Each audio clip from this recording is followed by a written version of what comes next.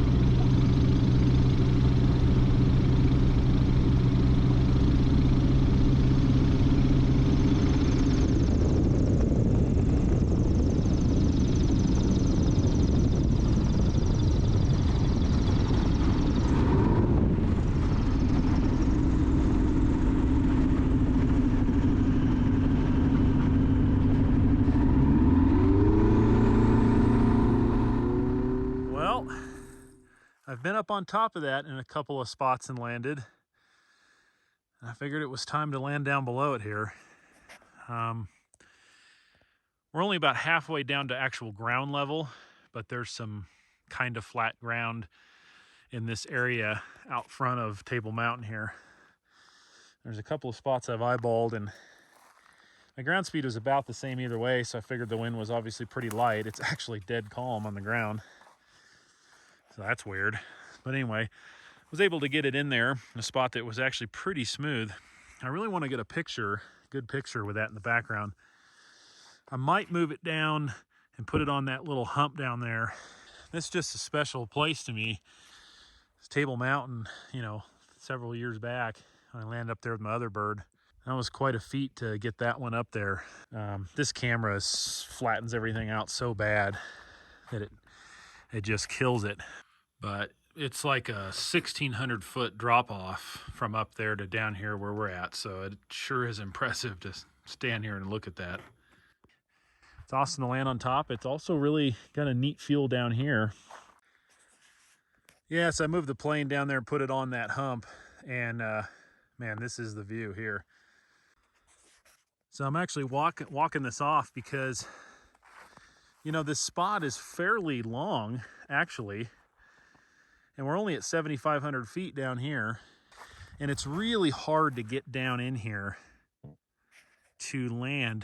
I came in from that ridge over there, bump over that ridge, and then coming down in here right on the trees, full flaps in a slip, no power, and still am fast when I get down here with no wind to help. There's just no way I could get any slower. So that's why I rolled out that far between that and the snow.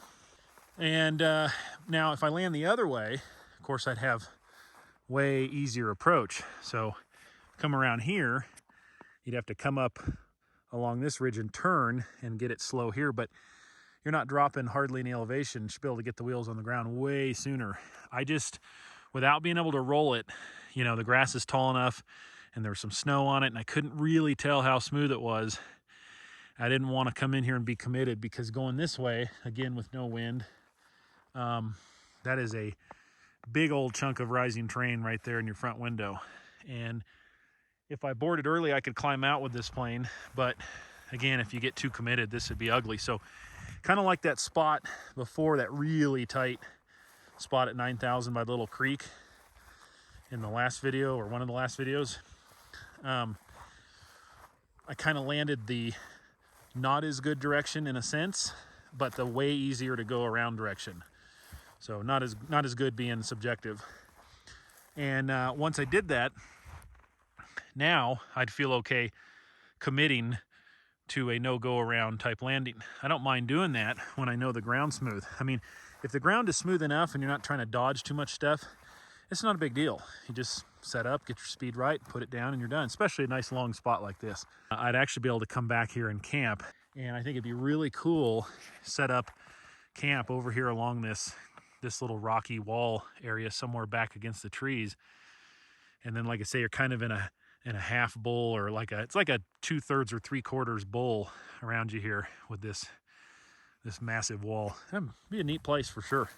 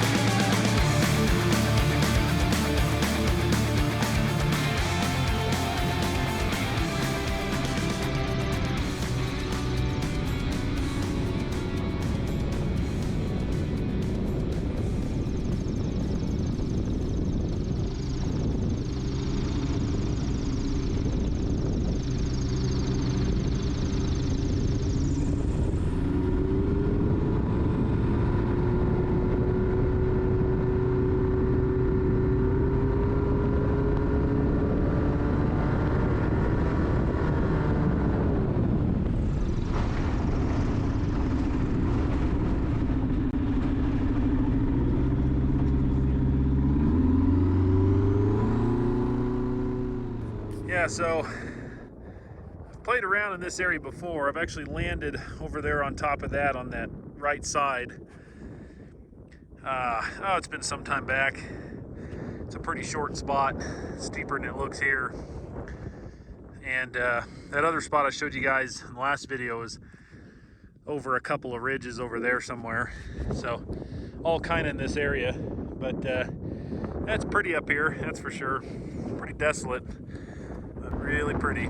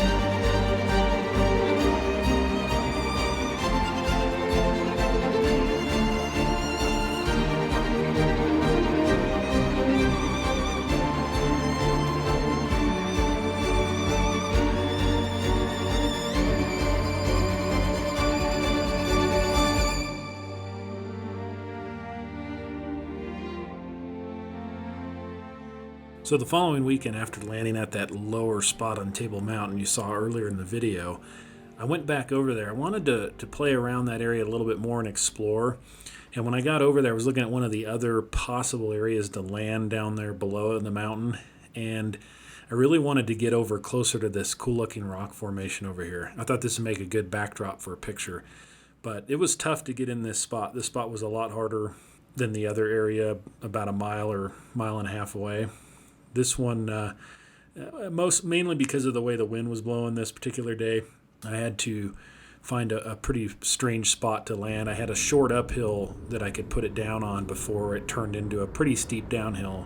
I had to get it just right, but it all worked out. This was a fun little place to go for a hike and a little adventure.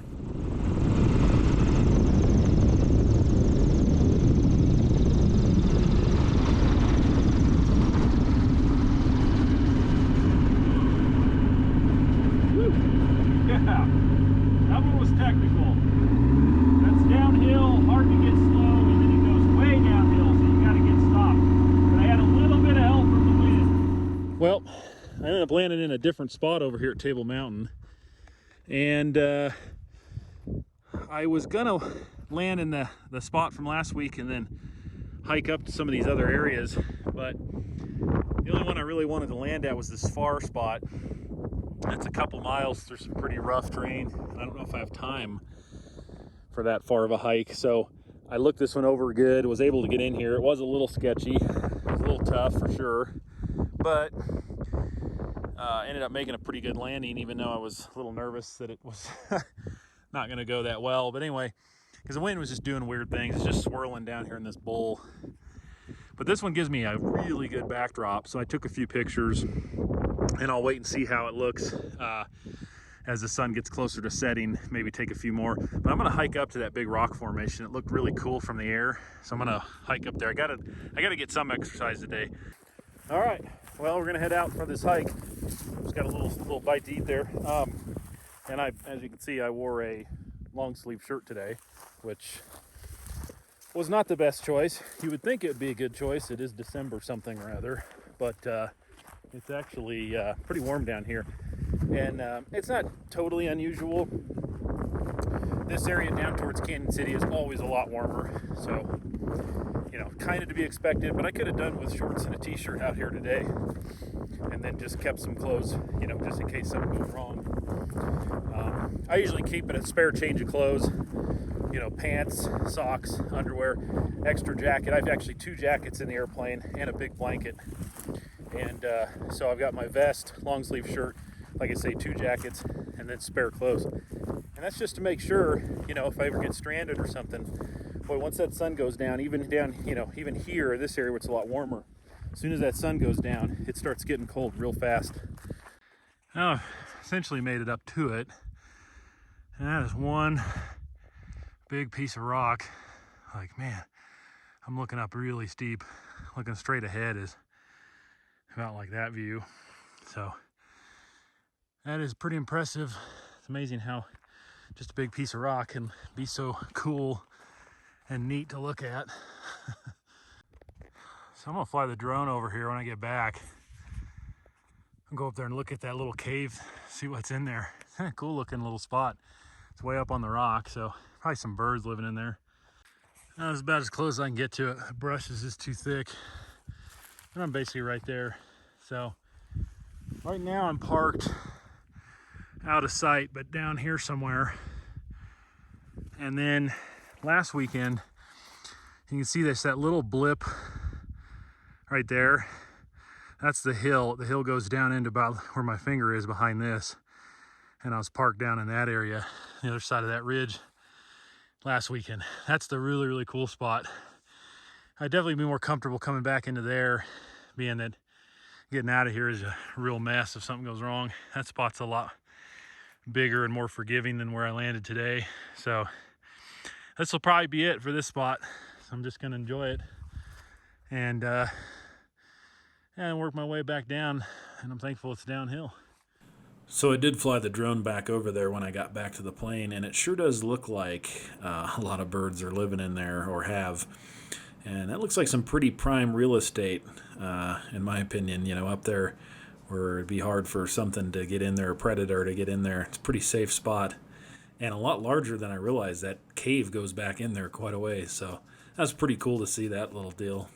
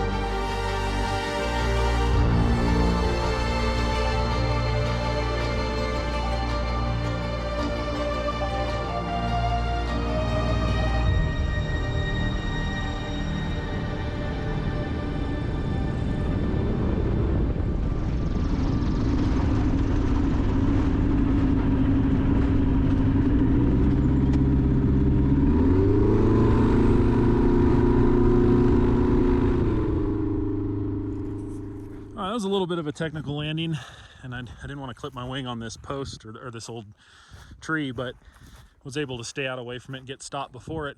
Definitely a tricky spot, 9,000 feet. This is a place I've marked. I don't remember when I marked this, looking at Google Earth, but had never come and look at it. It's over on what I consider the backside of Fort Carson, and it's not actually that close to the no-fly zone, but it's kind of over there to where I just never find myself over here because I'm usually skirting around it, and this is just kind of out of the way. But I was flying a little different route, kind of working my way home. There's this beautiful, rugged, big canyon that I was flying up, and this spot was up on top of it. So I thought, well, I'll fly up this canyon, look at this spot, and man, really, really pretty area for sure. So over there on the other side of this little hill is where I kind of wanted to land. You can get over closer to the edge, but it just wasn't right with the wind. I couldn't see a good spot to put it in there. So I'll get the drone out. I don't have a lot of daylight. I'm actually going to run over there and look at that spot and just see if it is at all landable. So this is standing up where I wanted to land, just down a little ways from that other spot. The view is just incredible up here. I mean, wow, that is something else. So I don't know if I have time to bring it in over here. I walked it, and there is an area I can land. The wind isn't helping me with it much right now, but it's uphill and it's pretty long and it's fairly smooth. So I could stuff it in up this hill over here and then taxi right up here somewhere. That would be pretty cool. Well, I'd like to get in up here. This is fantastic, but anyway, we'll see.